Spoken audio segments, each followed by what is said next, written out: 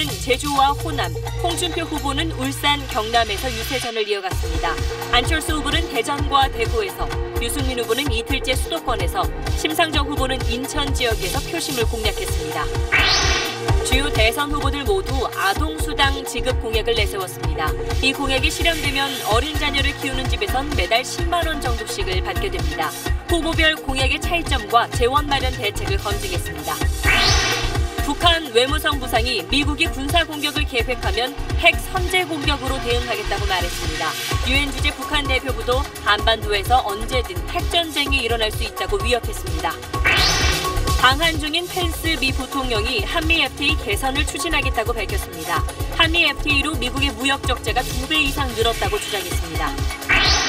세계적인 종합 격투기 UFC 국내 대회에서 승부 조작 사건이 발생해 경찰이 수사에 나섰습니다. 해당 선수는 억대의 돈을 받고 경기 결과를 조작하려 한 혐의를 받고 있습니다. 단독 보도합니다. 현직 목사가 하나님의 계시로 이익을 많이 낼 수 있다며 신도들로부터 거액의 투자금을 모아 가로챘다가 구속됐습니다. 지난 6년간 신도 150명으로부터 200억 원을 받아 챙겼습니다. 세월호 선체 내부 수색이 시작됐습니다. 선체 내부 사진이 추가로 공개됐는데 곳곳이 심하게 무너지고 찢겨 형체를 알 수 없을 정도입니다. 미군 용산기지 내부에서 기름이 유출돼 지하수가 오염된 사실이 2년이 지나서야 공개됐습니다. 정부와 미군이 합동으로 조사해놓고 쉬쉬했던 보고서가 공개된 겁니다. 1급 발암물질인 벤젠이 허용 기준치의 160배 넘게 검출된 것도 있습니다. 시리아 사진기자가 반군의 폭탄 공격 현장에서 피 흘리고 있는 아이를 안고 뛰며 구조하는 사진이 공개돼 화제입니다. 취재를 접고 구조를 도운 사진기자는 아이들을 더 구하지 못하자 오열했습니다. 당시 폭발로 시리아 어린이 68명이 숨졌습니다.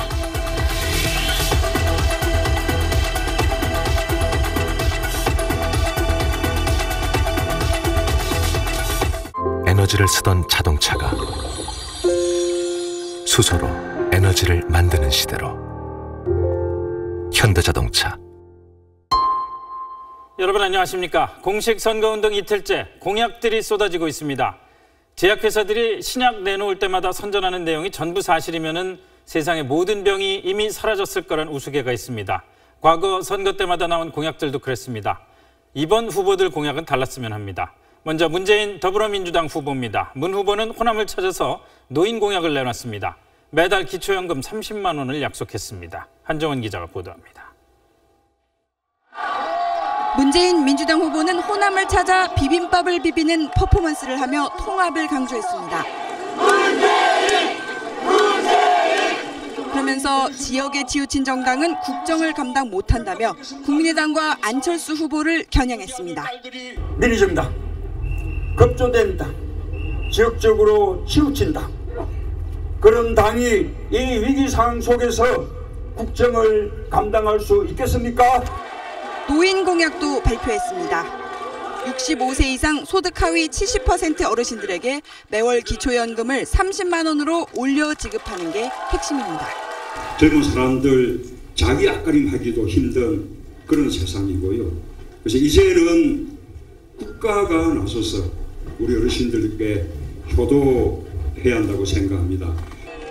젊은 층보다 상대적으로 낮은 60대 이상 지지율을 끌어올리겠다는 전략입니다. 문 후보는 앞서 제주를 찾아 4.3 항쟁 추모비를 참배하고 특별법을 제정해 희생자들의 명예회복과 배상을 약속했습니다. SBS 한정원입니다. 홍준표 자유한국당 후보는 보수 우파의 결집을 호소했습니다. 이번 대선이 체제 선택의 전쟁이라면서 우파의 결집을 호소했습니다. 정성진 기자입니다. 어제 대구에 이어 오늘 부산을 찾은 홍준표 후보는 TK는 뭉쳤으니 이제 PK가 뭉칠 때라고 강조했습니다. 5월 9일 이 대선은 그냥 투표하는 것이 아니고 이 나라의 체제를 선택하는 전쟁입니다. 마산 3.15 민주묘지에선 사즉생이라는 글로 결기를 다졌습니다. 이번 대선 키워드로 안보를 전면에 내걸었습니다. 문재인을 찍으면 김정은, 안철수를 찍으면 박지원이 대통령이 된다며 안보 대통령은 자신뿐이라고 목소리를 높였습니다. 문 후보를 겨냥해선 고 노무현 전 대통령의 640만 불 수수 의혹을 다시 거론했습니다. 다음 세탁기 들어갈 차례는 아마 문 후보가 될 수도 있습니다. 시장 유세에서는 힘 있는 사람에게 특히 강한 서민 대통령이 되겠다고 했습니다. 동북아 대기질 국제협력기구 설립과 학교와 병원의 공기청정기 설치 같은 미세먼지 감축 방안도 내놓았습니다. SBS 정성진입니다. 안철수 국민의당 후보는 안보 대통령을 외쳤습니다. 김정은 정권이 자신을 두려워하고 있다면서 보수 표심을 공략했습니다. 정유미 기자의 보도입니다. 대구를 찾은 안철수 국민의당 후보는 광주에서보다 더 많은 인파에 둘러싸였습니다. 키워드는 안보였습니다.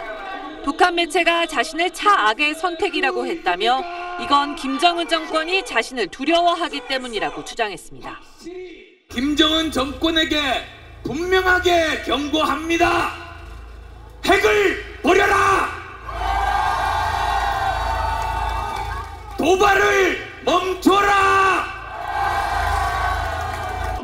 문재인 후보를 향해선 안철수를 지지한 국민을 적폐로 몰더니 이제와 선거에 이기려고 통합을 말하고 있다고 비판했습니다. 선거 이기고 나서 다시 대파 100건으로 돌아가는 것 통합 아니지 않습니까? 앞서 대전에선 안희정 충남지사의 분권과 통합 정신을 실현하겠다며 안 지사 지지층에게 손을 내밀었습니다. 소득 하위 50% 이하 어르신의 기초연금을 30만 원으로 인상하고 의료비 본인 부담금을 줄여주는 노인복지 공약도 발표했습니다. SBS 정유미입니다. 유승민 바른정당 후보는 수도권에서 보수층 결집에 집중했습니다. 심상정 정의당 후보는 오후 5시 퇴근을 단계적으로 도입하겠다고 공약했습니다. 한상우 기자입니다. 유승민 바른정당 후보는 안보 이슈에 민감한 경기 북부에서 안보를 책임질 후보는 자신뿐이라고 강조했습니다.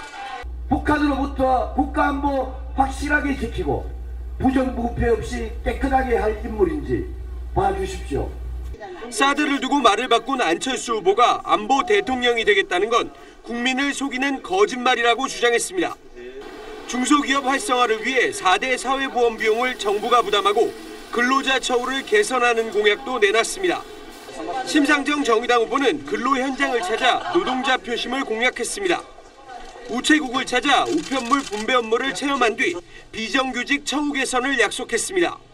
장시간 저임금 노동을 해소하는 것입니다. 두 번째는 비정규직 없는 나라를 만드는 겁니다.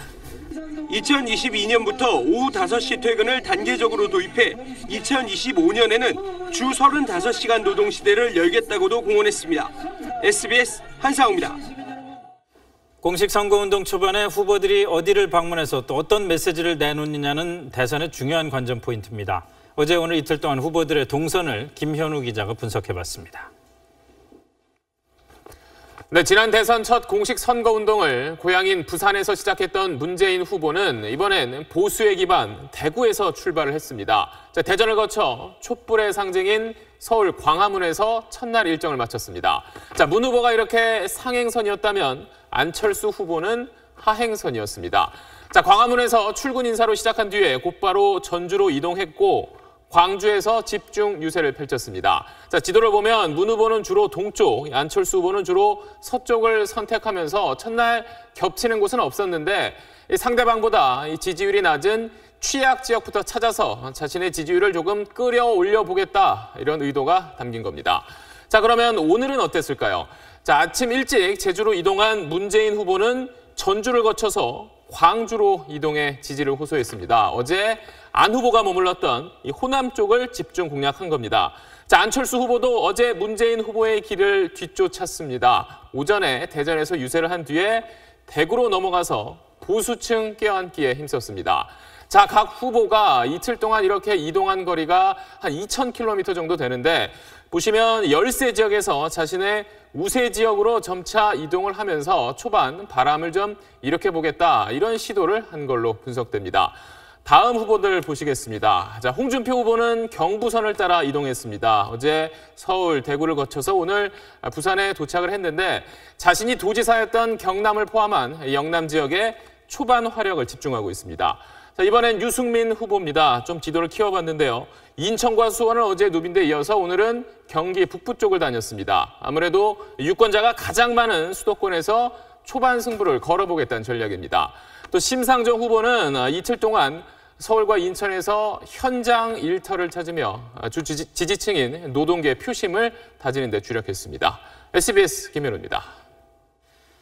대선이 문재인 안철수 양강구도로 형성되면서 두 후보를 중심으로 악재와 호재가 번갈아 나오고 있습니다. 정치부 이승재 기자와 함께 자세히 알아보겠습니다. 자, 이 기자, 우선 문재인 후보 얘기부터 시작하죠. 관련된 단체에 대해서 선거법 위반 의혹이 제기가 됐는데 어떤 내용인지 먼저 설명을 해주시죠. 네, 문재인 후보 지지 외곽단체인 더불어희망 포럼이라고 있습니다. 네. 이 단체 회의록에 문재인 후보 지원을 위해 호남 지인들에게 전화를 해야 한다는 내용이 논란이 됐습니다. 또 안철수 후보 나쁜 영상을 알려야 문재인 후보에게 유리하다는 내용이 카톡방에서 오갔다고 합니다. 이 단체는 선관위 등록단체가 아니어서 선거법 위반 의혹이 일고 있습니다. 이 단체 의장인 장영달 문재인 캠프 공동선대위원장은 캠프와 관계없는 조직이지만 불필요한 오해를 피하겠다며 위원장직에서 사퇴했습니다. 자, 그렇군요. 그럼 이번에 안철수 후보 쪽으로 넘어가세요.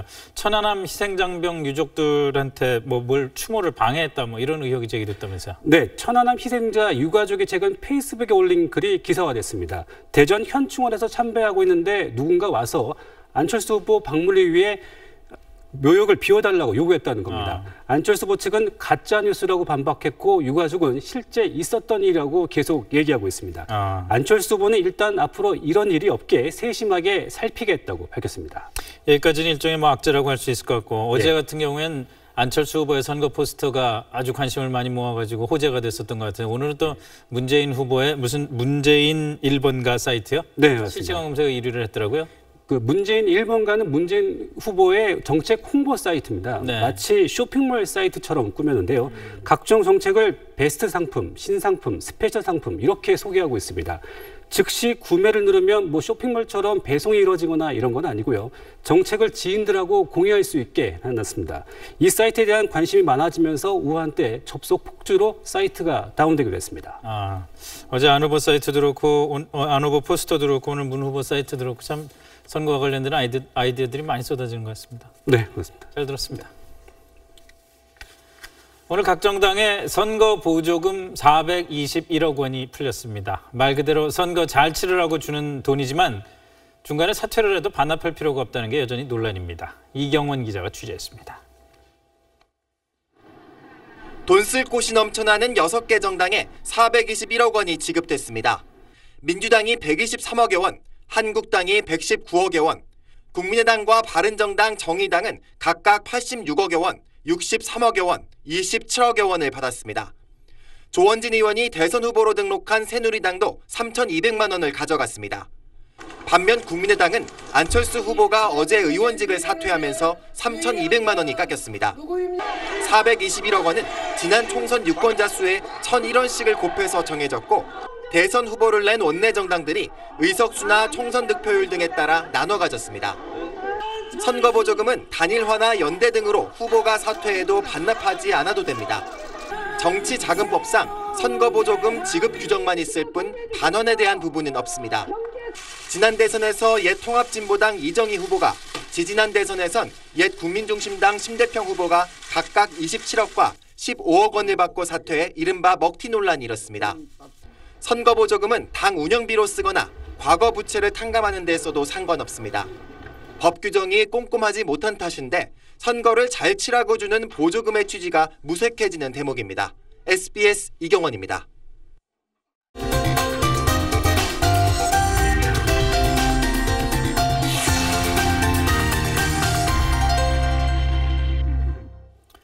세월호 선체 내부의 미수습자 수색이 오늘부터 시작됐습니다. 선체 내부의 모습도 추가로 공개됐는데 형체를 알아볼 수 없을 정도였습니다. 정혜경 기자의 보도입니다. 3년 전 세월호가 기우는 순간 학생들이 4층 객실을 촬영한 영상입니다. 내부엔 객실을 나누는 벽이 있고 침대 등 가구도 보입니다. 세월호가 목포 신항에 거치된 후 왼쪽으로 누운 선체 4층을 찍은 사진입니다. 3년 동안 물속에 가라앉아 있었던 탓에 곳곳이 처참한 모습입니다. 객실 천장은 모두 무너져 내렸고 벽과 가구도 보이지 않습니다.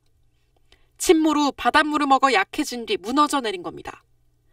객실 로비엔 층과 층을 지탱하던 쇠기둥과 철제 벽만 남아 있습니다. 일부 중간중간 걸려있는 자재들은 곧 무너질 듯 위태롭습니다. 아래쪽으론 이미 무너져 내린 자재들이 보이고 그 위로 펄이 두껍게 덮여있는 모습도 눈에 띕니다. 이렇게 쌓인 자재와 펄이 바닥에서 6에서 7m에 달합니다. 이런 내부 상황을 파악한 수습팀은 특히 미수습자가 있을 가능성이 높은 4층에 6곳, 3층에 3곳의 진입 통로를 마련하고 오늘 첫 내부 수색에 나섰습니다. 일단 추정 위치를 당연히 감안을 했고요. 그 다음에 이제 천공에 따른 세월호 선체의 어떤 안전성 문제도 저희들이 우선적으로 좀 검토를 했습니다. 오늘 첫 수색에선 이름표가 붙어있는 가방과 옷, 신발 등 유류품이 속속 나왔습니다. 수습팀은 수색 과정에서 유해가 발견되면 작업을 즉시 중지하고 유해 발굴 전문가를 투입하기로 했습니다. SBS 정혜경입니다. 방한 중인 펜스 미국 부통령이 한미 FTA를 개선하겠다고 밝혔습니다. 이 개선이라는 게 무슨 뜻인지 오늘 의견이 분분했습니다. 트럼프 취임 이후에 미국 최고위층이 한미 FTA를 직접 언급한 건 이번이 처음인데 개정 요구가 본격화할지 관심입니다. 정호선 기자의 보도입니다. 방한 일정 마지막 날, 주한미국 상공회의소 초청 간담회에 참석한 펜스 미 부통령은 먼저 한미 FTA에 대해 긍정적 평가를 내놨습니다. 2012년 발효 이후 한미 간 교역량과 직접 투자 규모가 늘어났다는 겁니다. 하지만 한미 FTA 이후 미국의 무역 적자가 늘어난 것도 분명한 사실이라며 우려를 표시했습니다. Most concerning is the fact that the United States trade deficit with South Korea has more than doubled since KORUS came into effect. 펜스 부통령은 또 미국 기업들이 진출하기에 너무 많은 장벽이 있다며 한미 FTA 개선을 추진하겠다고 밝혔습니다. We will work with you toward that end as we reform KORUS in the days ahead. 트럼프 대통령은 취임 전 한미 FTA 재협상을 공약으로 내세웠지만 취임 후에는 뚜렷한 입장을 밝히지 않았습니다. 이런 가운데 미국의 정권 2인자가 첫 방한에서 FTA 개선 의지를 분명히 밝히면서 향후 재협상 요구가 구체화될지 주목되고 있습니다.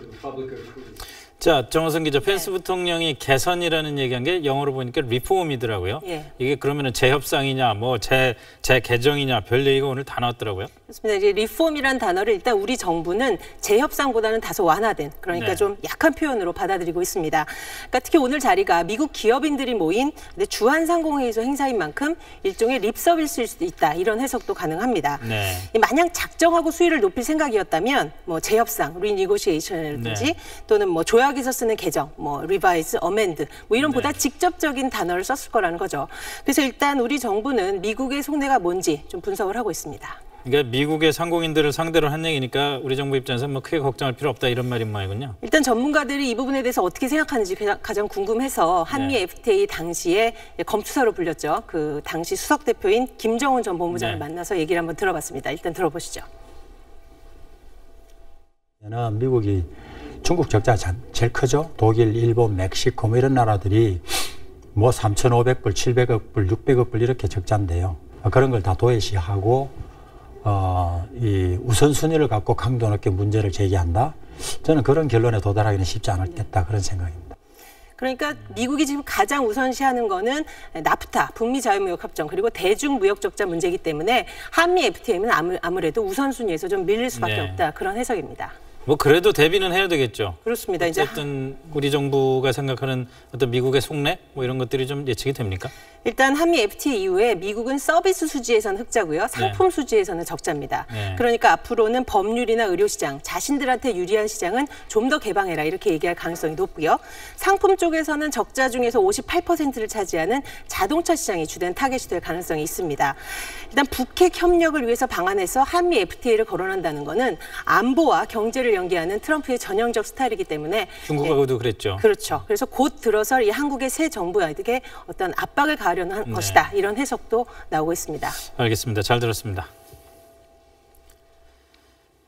이번에는 안보 문제입니다. 북한의 핵과 미사일에 대한 미국과 중국의 압박이 거세지자 북한이 외교 창구를 총동원해서 선전전에 나섰습니다.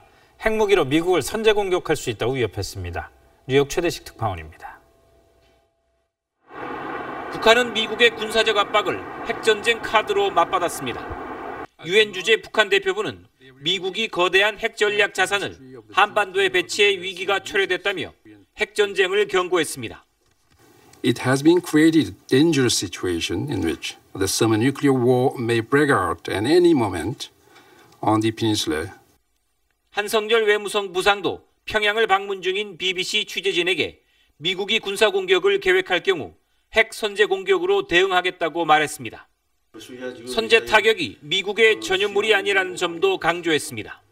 선제 공격하려는 기도가 보이고 확정되면 우리는 거기에 불선제 타격한다 이 소리라고. 이처럼 북한이 외교관을 총동원한 동시다발적 선전전에 나선 건 미국과 중국의 압박에 굴하지 않겠다는 의지를 대내외에 과시하기 위한 의도로 풀이됩니다. 트럼프 미국 대통령은 북한에 잘 처신하라고 거듭 경고했습니다.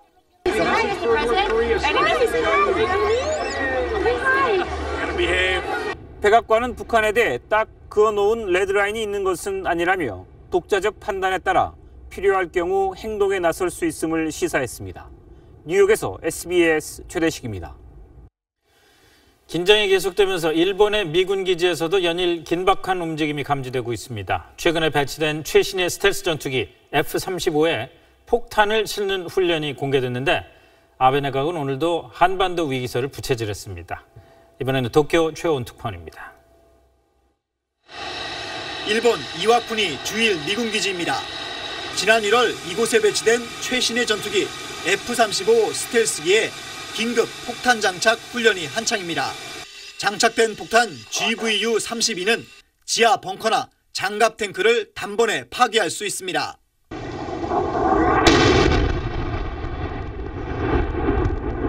일본에서 이륙한 F-35는 공중급유를 받은 뒤 레이더를 피해 북한의 주요 지역을 타격할 수 있습니다. 이 때문에 이와쿠니 기지는 북한군의 핵심 표적 가운데 하나입니다. 또 다른 주일 미군 기지인 가데나 공군기지에선 연일 첨단 정찰기 코브라볼이 출격하고 있습니다. 코브라볼의 임무는 공중에서 북한의 미사일 궤도를 실시간으로 추적하는 겁니다. 미 항공모함 칼빈스노가 동해로 접근해옴에 따라 주일 미군도 긴박하게 움직이는 겁니다. 我々はいざとなったらこれがいっぺんに飛んでいって空襲をするぞというメッセージです。 이런 기류 속에 일본 이나다 방해상은 유사시 자위대를 파견해 한국 내 일본인들을 수송하는 방안을 검토할 수 있다며 한반도 위기설을 또 부채질했습니다. 일본의 관심이 한반도로 쏠리면서 국유지 헐값 매각으로 추락하던 아베 총리의 지지율도 내림세를 멈췄습니다. 도쿄에서 SBS 최호원입니다. 네, 안보 관련 소식 하나 더 전해드립니다. 우리 군이 해상에서 적진을 정밀 타격할 수 있는 새 함대지 미사일을 개발했습니다. 북한의 미사일 공격이 임박했을 때 선제 타격하는 킬체인 능력이 한층 강화됐습니다. 김흥수 기자의 보도입니다. 수직 발사관에서 솟아오른 미사일이 방향을 틀어 적진으로 날아갑니다. 표적 상공에서 수백 개의 자탄으로 분리되며 축구장 2배 면적을 짓뭉개버립니다. 새로 개발된 해군 호위 함용 전술 함대지 미사일입니다.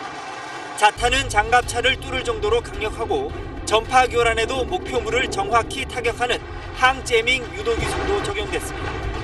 최대 사거리가 170km 정도여서 유사시 인천 앞바다에서도 북한 해안포 기지 등 서해 최전방 주요 시설들을 정밀 타격할 수 있습니다. 기존 해군 함정 가운데 지상 타격 능력을 갖춘 건 함대지 순항미사일을 장착한 일부 대형 구축함들 뿐이었습니다. 하지만 이젠 그 아래급인 호위함에서도 북한이 해안가 근처에서 미사일 발사를 시도할 경우 선제 타격이 가능하게 됐습니다. 호위함으로 전술 함대지 유도탄 능력이 확대되어 해상에서의 지상에 위치한 핵심 시설 타격 능력이 강화되었습니다. 우리 군은 북한이 미사일 발사를 시도할 경우 선제 타격한다는 킬체인 전략을 추진하고 있습니다. SBS 김웅수입니다. 내년 말에 우리 정부에 반환될 예정인 서울 용산 미군기지의 기름 유출 문제에 대한 보고서가 공개됐는데 1급 발암물질인 벤젠이 허용 기준치의 최대 160배 넘게 검출된 사례가 나왔습니다. 잠시 뒤에 전해드립니다. 부산의 한 체육센터 수영 강사가 수강생인 7살 어린이를 학대했다는 의혹이 일고 있습니다. 센터 측은 산만한 아이를 훈육하는 과정에서 벌어진 일이라고 해명했는데 그 정도로 볼 수 있는지 CCTV 영상을 확인해 보시죠. KNN 황보란 기자입니다. 체육센터에서 수영 강습이 한창입니다. 잠시 뒤 수영 강사가 한 아이의 다리를 잡아당기더니 물에 빠뜨립니다. 아이가 다시 수업에 참가하려 하자 다시 물에 빠뜨리고 수차례 물을 먹이는 듯한 행동도 합니다. 이번에는 아예 아이를 들어 성인 수영장 안으로 집어 던집니다. 그래도 마음에 안 들었는지 감시탑 위에 앉히기까지 합니다. 수영 강사 A씨가 수업 도중 수강생인 7살 B군에게 한 행동들입니다. B군의 학부모는 해당 강사로부터 단 한 번도 사과를 받지 못했다고 주장하고 있습니다. 성인 풀은 그 아이의 키 높이보다 훨씬 높은 부분인데 던져놓고 그냥 가버린다는 거는 거기서 죽을 수도 있고 불구가 될 수도 있는 거예요. 센터 측은 훈육 과정에서 빚어진 일이며 학부모에게 충분히 사과를 했다고 해명하고 있습니다. 통화를 했고 죄송하다고 했고 팀장 같은 경우도 뭐 수십 번을 그렇게 했다. 문제가 되는 그 부분에 대해서 제가 볼 때는 참 잘못된 방식이고 결국 경찰이 CCTV를 확보하고 수사에 나섰습니다. 피해자가 지금 오늘 해바라기 조사받고 나면은 그 CCTV 분석해서 한편 센터 측은 해당 강사가 사직서를 제출한 상태며 자체적으로 징계위원회를 열 예정이라고 밝혔습니다. KNN 황보람입니다. 지적장애가 있는 고교 동창생을 노예처럼 부리며 억대의 돈을 빼앗고 상습 폭행해온 30대 남성이 재판에 넘겨졌습니다. 이 남성은 동창생에게 모든 수입을 넘기라는 노예 계약서까지 쓰게 했습니다. 박수진 기자입니다. 지적장애를 앓고 있는 33살 A씨. 5년 전 고교 동창 송모 씨를 우연히 만난 날부터 악몽은 시작됐습니다. 송 씨는 자신이 운영하는 치킨집을 2,800만 원에 인수하도록 해주겠다며 A씨에게 우선 일을 배우라고 요구했습니다. 그리고는 A씨를 종업원처럼 부렸고 말귀를 못 알아듣는다며 상습적으로 폭행했습니다. 몽둥이로 막 얼굴 같은데 가격하고 막 침 뱉고 이 새끼야 저 새끼야 막 욕하면서 막 쓰레기 같은 놈이라고. 송 씨는 운영 자금이 필요하다며 6천만 원 가까운 돈을 요구했고 A씨는 전세 보증금에 대출까지 받아 돈을 건넸습니다. 이거를 얘기하면은 너 죽여버린다고 막 이런 식으로 얘기하고 막 그래가지고 그런 것도 많이 겁나고. 치킨집이 문을 닫게 되자 송 씨는 이번에는 A씨를 조선소에 강제 취업시켰습니다. A씨에게 있지도 않은 빚을 갚으라며 10년간 급여를 모두 빼앗고 일요일을 제외하고 매일 일하도록 하는 이른바 노예계약서를 강요했습니다. 돈 빨리 안 가져오냐고 막 그러면서 이제 돈 빨리 그렇게 못 갚을 것 같으면은 은행이라도 털어가지고 깜빵 갔다 오라고요. A씨가 송 씨에게 건넨 돈은 모두 1억 4천여만 원. 송 씨의 범행은 폭행을 참다 못한 A씨가 지난해 6월 말 탈출해 가족들에게 도움을 요청하면서 드러났습니다. 검찰은 상습 폭행 등의 혐의로 송 씨를 구속 기소했습니다. SBS 박수진입니다. 현직 목사가 하나님의 계시로 이익을 많이 낼 수 있다며 투자금 명목으로 거액을 받아 가로챘다가 구속됐습니다. 얼마나 속았을까 싶지만 150명 넘는 신도들이 200억 원을 건넸습니다. 김정우 기자입니다.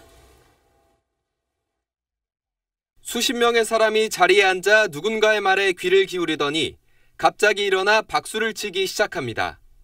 사람들이 모인 곳은 서울 강남의 한 교회 예배당. 강단에 선 사람은 이곳의 담임 목사인 53살 박모 씨입니다. 박 목사는 주식 투자 등으로 고수익을 올리게 해주겠다며 지난 2010년부터 신도 150여 명으로부터 200억 원의 투자금을 모았습니다. 박 목사는 이곳 교회 예배당 안에서 신도들을 상대로 높은 이율의 배당금을 받을 수 있다는 내용의 투자 설명회까지 열었습니다. 매달 최고 8%의 배당금을 약속한 박 목사는 종교적인 발언까지 해가며 투자를 독려했습니다.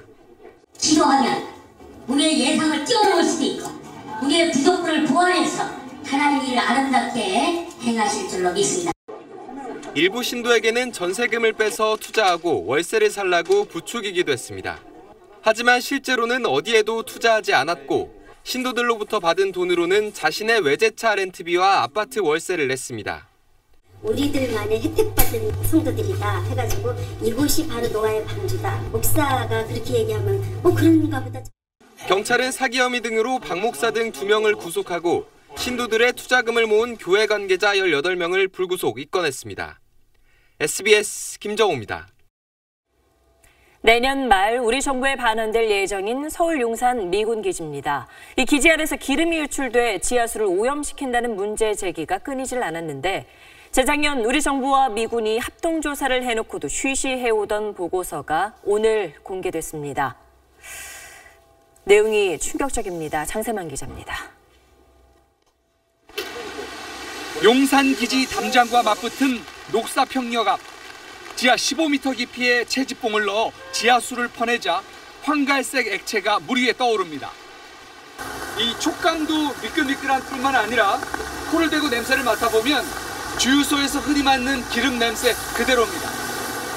휘발유하고 경유 성분이 나오고 있습니다. 기름 성분이. 그런데도 주한미군은 그동안 유출된 기름을 모두 정화했다며 책임을 회피해왔습니다. 하지만 이번에 공개된 우리 정부와 미군의 재작년 합동조사 보고서는 이런 주장이 허구임을 보여줍니다. 기지 내부 기름 저장고 인근 지하수에서 1급 발암물질인 벤젠이 허용 기준치의 최대 160배 넘게 검출됐습니다. 용산 미군기지 메인포스트, 사우스포스트 전역에 대해서 발생을 하고 있습니다. 전면적인 조사가 필요한 거죠. 톨루엔과 에틸벤젠 등 유독물질도 함께 검출됐는데 부대 안에서 기름 유출이 있었음을 보여줍니다. 정부는 그간 양국 관계에 악영향을 줄 수 있다는 이유로 조사 내용을 밝히지 않았습니다. 이에 민변이 정보 공개 소송을 냈고 대법원이 최종적으로 이를 받아들임으로써 일반에 공개됐습니다. 장세만 기자가 지금 가지고 나온 게 그 기름 섞인 지하수가 맞나요? 네, 그렇습니다. 오늘 취재하면서 용산 미군기지 바깥에 있는 녹사평역 앞에서 가져온 건데요. 위에 보이는 누렇게 보이는 부분이 바로 기름이고요. 네. 아래에 있는 이 맑은 부분이 지하수입니다. 이렇게 흔들어 보면은 부유 물질이 생기는데요. 기름에 있는 타르 같은 성분이 엉켜서 생긴 겁니다. 네. 한눈에 봐도 마실 수도 없고 또 다른 용도로 쓸 수 없다는 것도 알 수 있는데요. 문제는 지난 17년 동안 서울시가 이렇게 오염된 지하수를 무려 7,600톤이나 퍼다가 정화 작업을 벌였는데도 아직도 이런 오염된 지하수가 나오고 있다는 겁니다. 네, 17년 동안이나 해결이 안 되고 있다니 심각하네요. 네, 기름 유출은 지난 2001년 지하철 녹사평역의 공사 과정에서 처음 알려졌습니다. 공사장에서 기름 범벅의 지하수가 터져 나온 건데요. 이후 조사 과정을 벌이면서 미군도 일부 기름 유출 사실을 인정을 했고요. 또 정화 조치를 완료했다고 했습니다. 그런데 보시는 것처럼 아직까지도 지하수 오염이 줄지 않고 있습니다.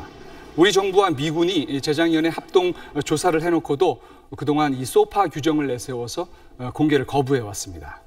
이번 조사 결과 공개가 문제 해결의 계기가 될 수 있을까요? 네, 이번에 조사했던 지점을 보면 부대 내에 조사 지점이 지하수의 흐름상 상류에 해당하는 지점입니다. 그러니까 이거는 용산기지 외부의 지하수 오염의 원인이 부대 안에 있다라고 하는 중요한 증거가 될 수 있습니다.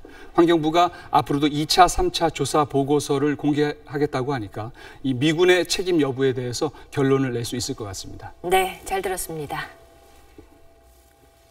다시 대선 소식입니다. 지난주 8시 뉴스에서 후보들의 대표 공약을 점검한 데 이어 분야별로 공약을 비교 점검하는 순서를 마련했습니다. 첫 순서는 주요 후보들이 모두 약속한 아동수당입니다. 이 공약이 실현되면 어린 자녀를 키우는 가정에선 매달 10만 원 정도씩을 받게 됩니다. 먼저 김용태 기자입니다. 문재인 후보는 아동수당 지급 대상을 0세에서 5세 자녀로 한정했습니다. 대신 소득 기준 없이 모든 가정에 자녀 한 명당 월 10만 원씩 지급합니다. 문 후보 측은 연간 2조 6천억 원이 들 걸로 추산했습니다. 사회 구성원으로 잘 성장할 수 있도록 국가가 최소한의 비용을 투자하는 것입니다. 홍준표 후보는 초중 고교생에게 15만 원씩 지급하겠다고 공약했습니다. 금액은 가장 많은데 소득 하위 50%만 대상입니다. 예산은 최대 5조 원 정도입니다. 안철수 후보는 11세 이하 자녀에게 월 10만 원씩을 제시했습니다. 소득 상위 20%를 제외한 하위 80%가 혜택을 받습니다. 안 후보 측은 5조 1천억 원이 필요한데 자녀 소득공제를 없애면 3조 3천억 원이면 충분하다고 설명했습니다. 아동의 튼튼한 성장을 위해서 과감히 투자하겠습니다. 아동의 건강한 성장을 지원하겠습니다. 유승민 후보는 초중 고교생에게 월 10만 원씩 지급하겠다고 밝혔습니다. 주요 후보들 가운데 가장 많은 6조 9천억 원을 책정했습니다. 심상정 후보는 안철수 후보처럼 11세 이하 자녀에게 월 10만 원씩 약속했는데 소득에 상관없이 모든 가정에 준다는 게 다릅니다. SBS 김용태입니다. 공약대로라면 누가 대통령이 돼도 아동수당이 다음 정권에서 신설될 것 같습니다. 하지만 한 해 몇 조 원에 이르는 막대한 돈이 필요한데 재원 마련 대책은 잘 보이지 않습니다. 다른 과제도 많습니다. 이어서 유덕기 기자입니다. 정책상 10만 원이든 20만 원이든 더 많이 올려준다고 해서 아이를 더 많이 출산할 것 같진 않아요. 사교육비도 그렇고 10만 원이나 이 정도 갖고는 그 아이를 낳냐 안 낳냐의 기준으로 되기에는 좀 말이 안 돼. 아이 엄마들의 반응은 시큰둥합니다. 후보들의 재원 마련 대책은 아직 구체성이 떨어집니다. 아동수당 재원은 후보들의 설계에 따라서 2조 6천억 원에서 6조 9천억 원에 이릅니다. 문재인, 안철수 후보 등은 자연적인 세수 중과분을 투입하고 불필요한 예산 지출을 줄이면 문제 없다는 식의 원론적인 답변을 내놨습니다. 심상정 후보만 사회복지세 신설하는 증세 방안을 밝혔습니다. 아직 사회적 논의가 부족하고 제도의 윤곽이 세밀하지 못한 것도 문제입니다. 지급 대상과 관련해 모두에게 지급하겠다는 공약도 있고 소득에 따라 선별적으로 지급하겠다는 공약도 있습니다. 누가 대통령이 돼도 이건희 삼성 회장 손자에게 지급할 것이냐 말 것이냐, 즉 보편복지와 선별복지에 대한 논쟁이 다시 일 수 있습니다.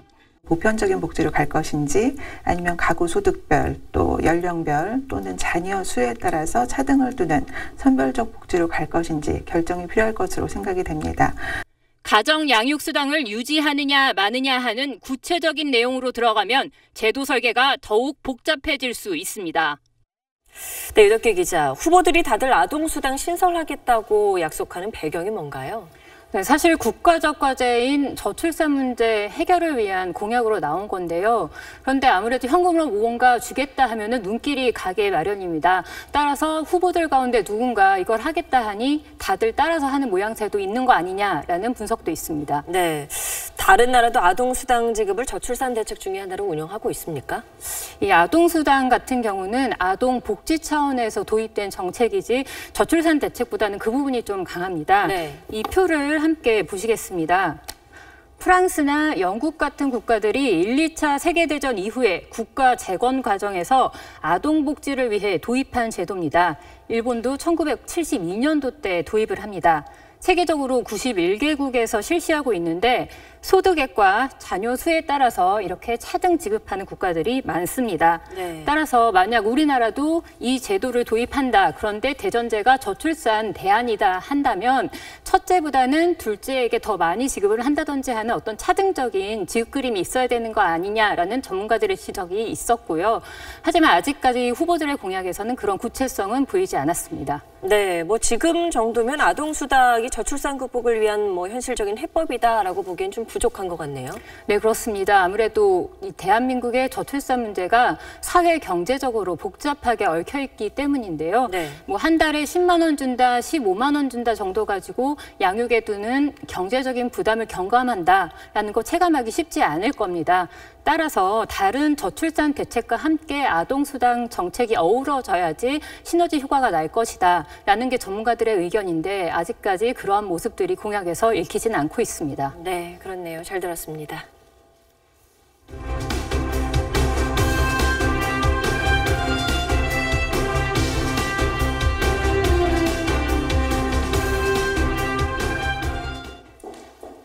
팔다리가 축 처진 아이를 안고 뛰는 이 남성. 시리아 전쟁의 참상을 촬영하던 사진 기자입니다. 이틀 전에 폭탄 공격으로 120여 명이 목숨을 잃었는데 당시 현장에 있던 기자가 아이를 살리려고 온 힘을 다해 달리는 겁니다. 이 폭발로 무려 68명의 어린이가 목숨을 잃은 가운데 이 사진이 지구촌 많은 이들의 가슴을 울리고 있습니다. 김정기 기자입니다. 날아오는 총알을 피해 어린이들이 뛰고 또 뜁니다.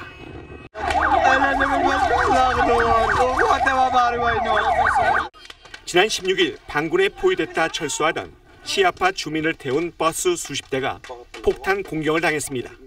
참혹한 전쟁 현장을 취재 중이던 시리아 사진기자 하박도 정신을 잃었습니다. 잠시 뒤 깨어난 하박의 눈에 띈 건 피 흘리며 쓰러진 어린 아이였습니다. 하박은 6살 아이를 가슴에 안고 구급차를 향해 온 힘을 다해 뛰었습니다.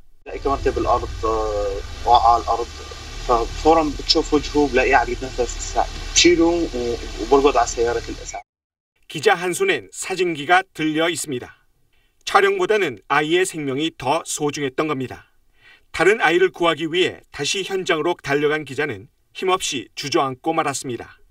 땅바닥에 쓰러진 또 다른 아이의 심장은 안타깝게도 이미 멈춰 있었습니다. 이날 반군의 폭격으로 숨진 아이는 68명이었습니다. SBS 김정기입니다. 마라톤에서 역사상 처음으로 금녀의 벽을 깬 여성 마라토너가 50년 전 갖은 수모를 겪으며 도전했던 그 대회에서 다시 달렸습니다. 감동의 레이스에 박수갈채가 쏟아졌습니다. 한세연 기자입니다. 한 여성 마라토너가 결승전을 통과하자 박수와 환호성이 터져나옵니다. 오랜 전통을 자랑하는 보스턴 마라톤 최초의 여성 참가자 캐서린 스위처 할머니입니다. 4시간 44분 31초, 70살이란 게 믿기지 않는 기록입니다. 출전 번호 261번, 50년 전에 달았던 바로 그 번호입니다. 50년 전 1967년, 당시 대학생이었던 스위처 씨는 여성으로 최초로 보스턴 마라톤에 출전했습니다. 하지만 그녀가 여성이란 걸 뒤늦게 알아챈 경기 감독관이 목덜미를 낚아채고 출전 번호를 찢으려고 했습니다. He just stopped the bus, jumped off, and ran after me. Suddenly I turned and he just grabbed me and screamed at me, "Get the hell out of my race and give me those numbers." 감독관 제지를 뚫고 42.19km를 모두 달렸지만 결국 실격 처리됐습니다. 당시까지만 해도 여성이 노출이 있는 운동복을 입으면 성범죄와 폭력 같은 사회 문제를 심화할 수 있다며 여성의 마라톤 참가를 엄격히 금했기 때문입니다. 하지만 그녀의 도전은 헛되지 않았습니다. 5년 뒤 보스턴 마라톤 조직위는 여성 참가를 허용했고 1984년엔 여자 마라톤이 올림픽 정식 종목으로도 채택된 겁니다. 금요의 벽을 깬 그녀를 기리기 위해 보스턴 체육협회는 261번을 영구 결번으로 남기기로 했습니다. If I don't finish this race, then everybody's going to believe women can't do it and that they don't deserve to be here and that they're incapable. I've got to finish this race. SBS 한세연입니다. 대선 주자별 SBS 빅지수입니다. 포털 검색량과 SNS 호감도, 뉴스 주목도를 종합해 숨은 표심을 추적합니다. 지난주에 급등했던 안철수 후보의 지수가 다소 주춤했습니다. 문준모 기자입니다. 네, 4월 셋째 주 SBS 빅지수입니다. 대선 관심이 커지면서 5주자 모두 지수가 올랐습니다. 문재인, 안철수 후보 여전히 접전이지만 지난주보다 격차가 조금 벌어졌습니다. 유승민, 심상정 후보가 가파르게 오르면서 홍준표 후보는 2계단 내려왔습니다. TV토론이 주요 변수로 작용한 걸로 보입니다. 일간지수 보면 모든 후보 지수가 다 오른 날이 있죠. 바로 지난 13일 TV토론이 열린 날입니다. 안 후보를 제외한 후보 4명의 연관 키워드 1위도 토론이었습니다. 안 후보의 경우 이번 토론에서 상대적으로 큰 화제를 일으키지 못한 걸로 보입니다. 반면에 유승민, 심상정 후보는 네이버 검색량과 유튜브 조회수 모두 큰 폭으로 올랐습니다. 특히 심 후보의 유튜브 조회수는 무려 73배나 뛰었는데요. 세탁기 공방이 눈길을 많이 끌었습니다. 우리 홍 후보님도 세탁기에 들어가셔야 한다고 생각한다고. 세탁기 들어갔다 나왔습니다. 네, 홍 후보님 그 세탁기 갔다 오셨다고 하는데 그 세탁기가 고장난 세탁기 아닙니까 혹시? 세탁기가 삼성 세탁기입니다. 네, 유튜브에선 토론에 대한 평가도 쏟아졌는데요. 이런 웃음 섞인 한 줄 품평도 조회수가 높았습니다. 공감이 좀 되시나요? 문재인 안철수 후보는 네거티브 영상 비중이 컸습니다. 안 후보는 팽목항 방문 때 노란 리본을 달지 않은 모습이, 문 후보는 배우 고 김영애 씨를 추모하며 노무현 전 대통령을 언급한 걸 비꼰 영상이 상위에 올랐습니다. 네, 대선이 21일 앞으로 다가왔는데 정책 키워드를 상위권에서 찾기 힘든 건 아쉬운 대목입니다. SBS 문준모입니다.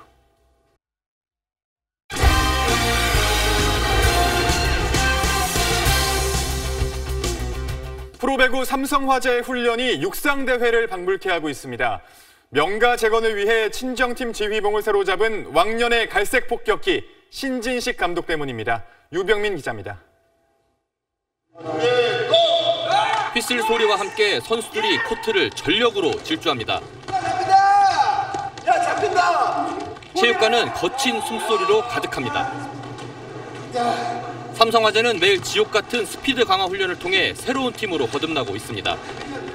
신인식 감독은 사상 첫 포스트 시즌 탈락으로 위기에 빠진 삼성화재를 구하기 위해 코트에 복귀했습니다. 역대 최다 우승을 차지한 최고 명문 삼성화재의 전성시대를 이끌었던 그는 선수 시절 자신이 그랬던 것처럼 체력과 기본기를 철저히 다져 명예회복을 노린다는 계획입니다. 어떻게 보면 비슷할 수도 있고요. 100%를 쓰지 않으면 그 체력 운동이 안 되거든요. 한솥밥을 먹으며 삼성화재 왕조를 함께 구축했던 김세진, 최태웅, 김상호 감독과 지략 대결도 불가피해졌습니다. 동료보다 늦게 감독이 됐지만 승부에서는 지지 않겠다는 각오입니다. 이제 삼성화재 출신으로서는 상당히 기분 좋은 일이고요. 똑같은 다 상대팀이고 하기 때문에 그거는 아주 많이 신경 안 쓰고 있습니다. 전설의 스타였던 갈색 폭격기는 이제 지도자로서 새로운 전설을 쓰기 위해 힘찬 출격을 준비하고 있습니다. SBS 유병민입니다. 프로야구 SK에서 기아로 트레이드된 뒤 좋은 활약을 펼치고 있는 이명기 선수가 진기록을 작성했습니다. 올 시즌 처음으로 담장을 넘기지 않고 홈까지 들어오는 그라운드 홈런의 주인공이 됐습니다.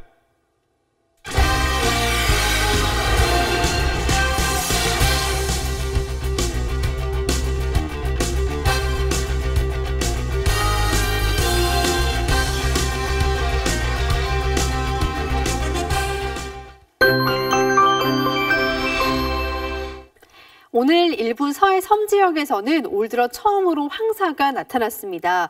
공기 중에 이 황사 입자가 유입되면서 밤이 된 지금 일부 서해안 지방의 먼지 농도가 점점 더 높아지고 있는데요. 오늘 밤까지는 충청과 남부지방에, 내일 새벽부터 오전 사이에는 서해안을 중심으로 황사의 영향권에 들겠습니다. 따라서 내일 대기 상태가 오늘보다 훨씬 안 좋아지겠습니다. 전국 대부분 지방의 미세먼지가 나쁨 수준이 예상되고 있습니다. 내일도 일교차는 크게 벌어지겠습니다. 서울의 아침 기온은 8도, 한낮 기온은 19도로 오늘보다 조금 높겠습니다. 동해안을 중심으로는 바람이 강하게 불면서 강풍특보가 확대될 가능성이 높습니다. 이번 주 비 소식이 잦습니다. 절기 고구인 모레도 영동을 제외한 대부분 지방에 비가 내리겠습니다. 날씨였습니다. 50년 전 미국에서 여자라는 이유로 마라톤 대회에서 쫓겨날 뻔한 여성의 얘기 보셨죠? 우리 현실은 어떻습니까? 법이 정한 출산 휴가 대신에 출산 사직을 강요받는 여성 근로자가 허다한 나라. 여자라는 이유로 인생의 마라톤에서 쫓겨나는 나라입니다. 정부도 대선 후보들도 저출산 대책을 쏟아내고 있지만 아이 낳고 싶은 대한민국은 여전히 꿈에 불과합니다. 뉴스 마치겠습니다. 고맙습니다.